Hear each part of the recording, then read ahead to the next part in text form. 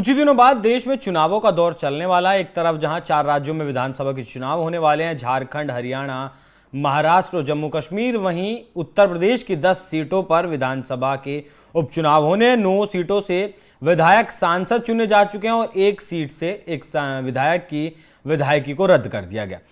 इस चुनाव को, उत्तर प्रदेश में जो उपचुनाव होने वाला है, उसे योगी आदित्यनाथ की प्रतिष्ठा से जोड़कर लोग देख रहे हैं और ये सवाल कर रहे हैं कि इन चुनावों में योगी आदित्यनाथ की जीत का जो स्ट्राइक रेट होगा, उसके आधार पर योगी आदित्यनाथ को नंबर दिए जाएंगे। प्रतिष्ठा का चुनाव बना दिया गया। शायद यही वजह है कि योगी आदित्यनाथ ने फैजाबाद की जो मिल्कीपुर सीट है उसकी जिम्मेदारी खुद अपने कंधों पर ली है। कटहरी की जो विधानसभा सीट है उसकी जिम्मेदारी खुद अपने कंधों पर ली है। वहीं डिप्टी सीएम केशव प्रसाद मौर्य को भी कौशाम्बी की एक सीट की जिम्मेदारी दी गई है। वहीं अखिलेश यादव ने भी देखम देख करहल की सीट की जिम्मेदारी खुद ले ली है। शिवपाल सिंह यादव भी मैदान में इस उपचुनाव को लेकर उतर गए हैं। मायावती ने भी अपने कैंडिडेट्स उतार दिए। चंद्रशेखर आजाद की पार्टी ने भी 4 सीटों पर अब तक अपने उम्मीदवार उतार दिए। सभी का एक मकसद है कि चुनाव जीतना, लेकिन योगी आदित्यनाथ के लिए यह जीत बहुत जरूरी है क्योंकि उन्हें दिल्ली को भी जवाब देना है। साथ ही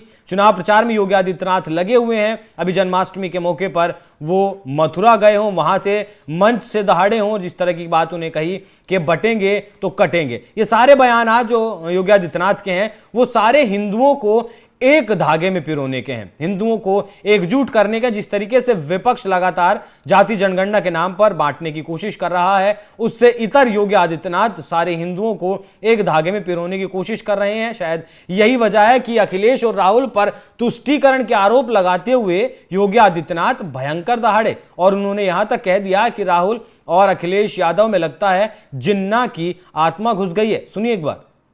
समाजवादी पार्टी के मुखिया को क्या बेटी की सुरक्षा पर कुछ बोलने का अधिकार है?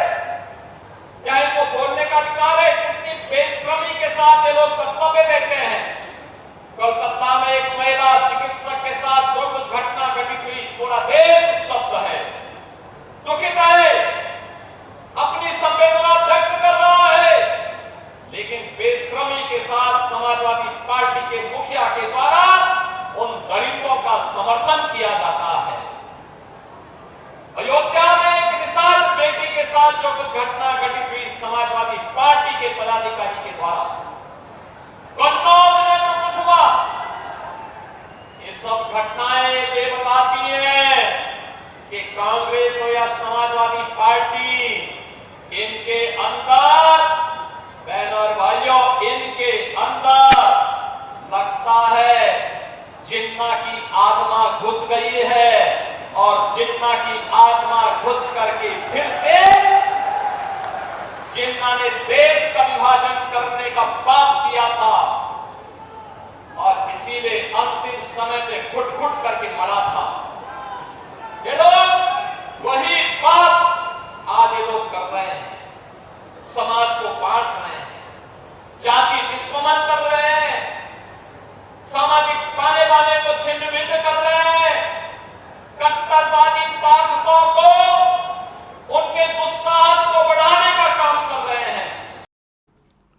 चुनावी बयान तो योगी आदित्यनाथ के जब भी वो बयान देते हैं नहीं लगते, लेकिन हाँ ये जरूर लगता है, जो मैंने आपको कहा, कि अब योगी आदित्यनाथ उस दिशा में काम कर रहे हैं जिस दिशा से हिंदुओं को एक धागे में पिरोया जा सके और उन्हें एकजुट किया जा सके। विपक्ष जिस तरीके से विभाजनकारी राजनीति करने पर उतारू है, उसके तोड़ में योगी आदित्यनाथ, अब वो चाहे राहुल गांधी हो, अखिलेश यादव हो या कोई भी राष्ट्रीय नेता हो, जवाब देने से चूक नहीं रहे हैं। तो जिस तरीके से योगी आदित्यनाथ ने विपक्ष को उधेड़ा है, उस पर आपकी क्या कुछ राय, कमेंट कर हमें जरूर बताएं। नमस्कार।